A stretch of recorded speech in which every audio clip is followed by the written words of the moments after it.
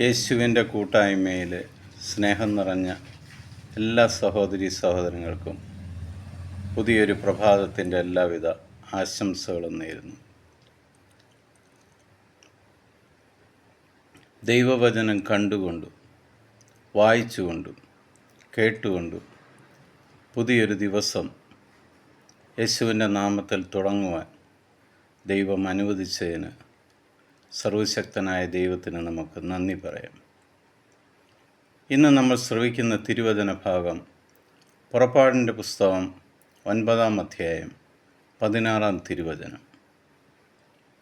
എൻ്റെ ശക്തി നിനക്ക് കാണിച്ചു തരാനും അങ്ങനെ എൻ്റെ നാമം ലോകം മുഴുവൻ പ്രഘോഷിക്കപ്പെടാനും വേണ്ടിയാണ് ഞാൻ നിന്നെ ജീവിക്കാൻ അനുവദിച്ചത്.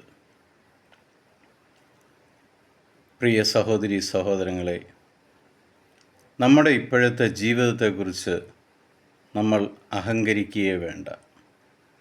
കാരണം കർത്താവ് ആരാണെന്ന് നമ്മളെ മനസ്സിലാക്കി തരുവാനും ദൈവത്തിൻ്റെ നാമം നമ്മളിലൂടെ ലോകം മുഴുവനും പ്രഘോഷിക്കുവാനും വേണ്ടിയാണ് ദൈവം നമ്മളെ ജീവിക്കാൻ അനുവദിച്ചിരിക്കുന്നത്. നമ്മൾ ആ ദൗത്യം ഏറ്റെടുത്തിട്ടുണ്ടോ? നമ്മളിലൂടെ ദൈവവചനം ലോകം മുഴുവനും എത്തുവാൻ നമ്മൾ ശ്രമിച്ചിട്ടുണ്ടോ? ആമേൻ ചൊല്ലി ഈ ദൈവവചനം നമ്മൾക്ക് സ്വീകരിക്കാം. ആ ദൈവവചനം മറ്റുള്ളവരിലേക്ക് പകർന്നു കൊടുക്കുവാൻ ഒരു നിമിഷം നമ്മൾക്കൊന്ന് ശ്രമിക്കാം.